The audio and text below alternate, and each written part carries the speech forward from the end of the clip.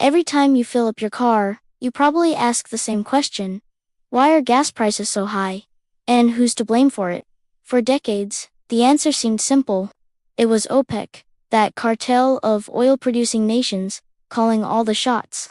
But today, the story of who controls global oil prices is a lot more complicated, and honestly, way more fascinating. It's not a one-man show anymore.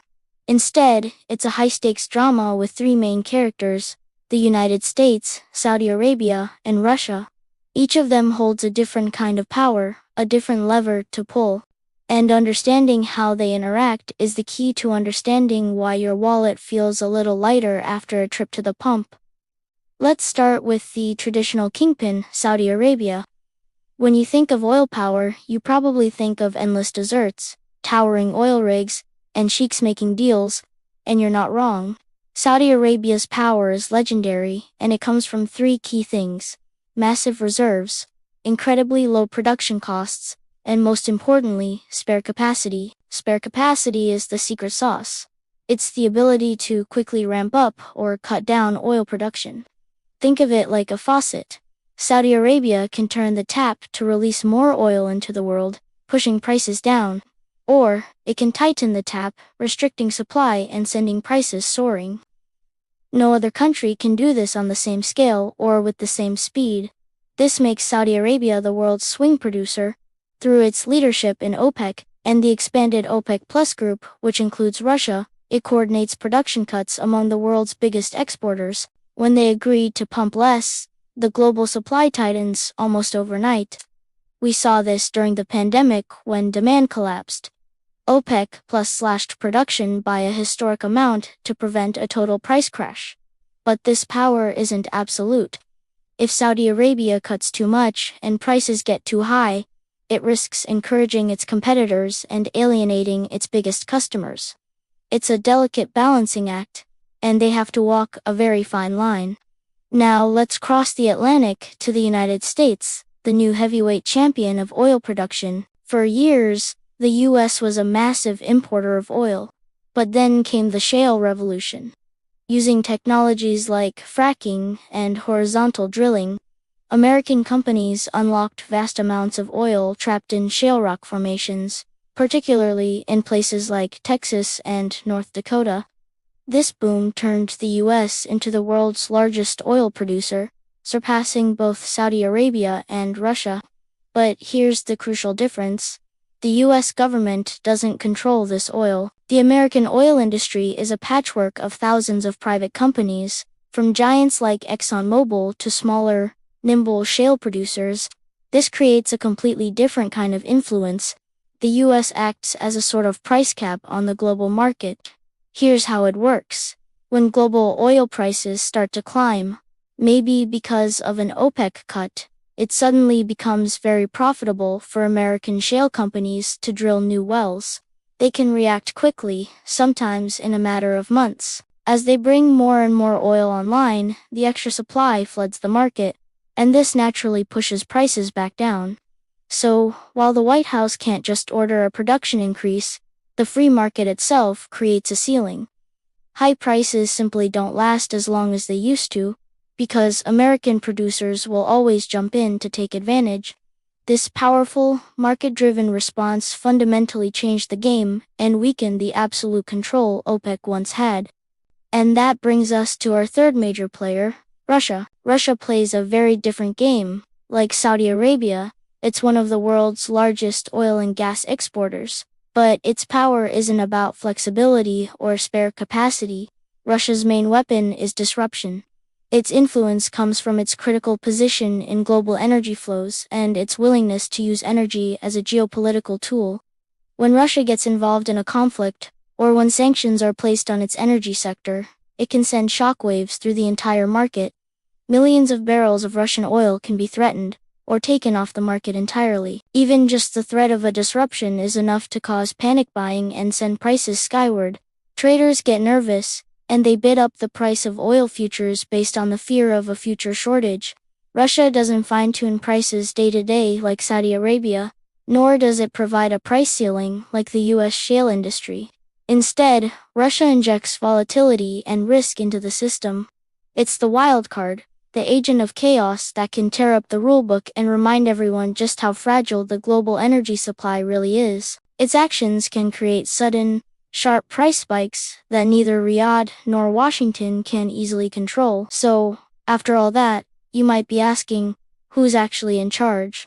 The most honest answer is, no one and everyone. There is no single puppet master pulling the strings of global oil prices. It's the result of this uneasy three-way balance of power. Saudi Arabia tries to manage the market with supply discipline. The United States, with its dynamic shale industry, provides a check on extreme price highs. And Russia introduces geopolitical risk and the potential for massive shocks. Prices emerge from the constant push and pull between these three giants. But even their combined power has its limits, because there's another force at play that is arguably even more powerful. And that force is demand. We've talked a lot about supply, about who's pumping the oil, but it doesn't matter how much oil is available if no one is buying it. The health of the global economy is the ultimate driver of oil prices. When the world economy is booming, factories are running, people are traveling, and goods are being shipped everywhere. All of that requires energy, and demand for oil skyrockets. In that environment, prices will rise, even if producers are pumping at full tilt. Conversely, if there's a global recession, economic activity grinds to a halt, demand for oil collapses. In that scenario, prices will fall no matter how much producers like Saudi Arabia cut their output, and the face of demand is changing. For decades, it was all about the US and Europe, but now, the real growth is in emerging markets. Countries like China and India are the new engines of global oil consumption. Their economic growth, their expanding middle class, and their increasing number of cars on the road now play a massive role in setting the global price. So, while producers can influence supply, they are ultimately at the mercy of global consumption trends. They can't force people to drive more or factories to produce more. Politics might dominate the headlines, but it's economics that often has the final say. This all helps explain why the oil market feels so unstable and fragile today. The delicate balance is being tested from all sides. For one, spare production capacity, that safety cushion that Saudi Arabia holds, is much thinner than it used to be. That means there is less room to maneuver if there is a sudden supply disruption somewhere in the world. At the same time, geopolitical risk is at a multi-decade high. Conflicts and tensions are simmering all over the globe, from Eastern Europe to the Middle East, and any one of them could disrupt a major source of oil. On top of all this, we have the ongoing energy transition. The shift towards renewable energy and electric vehicles adds a huge layer of uncertainty.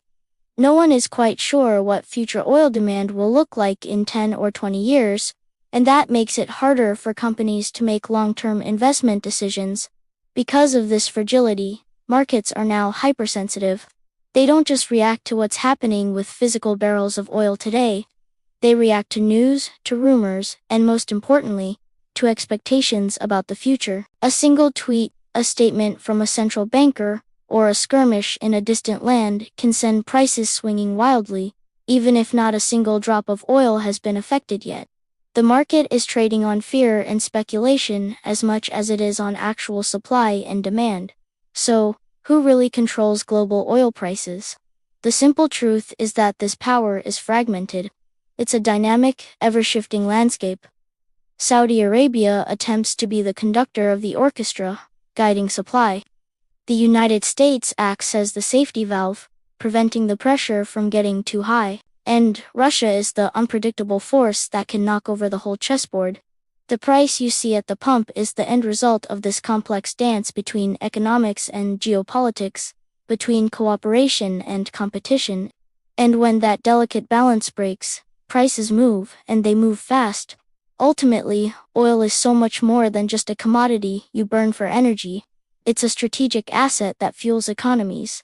It's a political tool wielded by nations to achieve their goals. And it's a powerful economic signal that tells us about the health of the entire world. As long as our global civilization runs on oil, its price will be shaped by this epic struggle for power, influence, and control. The game between the US, Saudi Arabia, and Russia isn't ending anytime soon. It's the defining story of our global energy market. Thanks for watching, and if you found this breakdown helpful, be sure to like and subscribe for more deep dives into the forces that shape our world.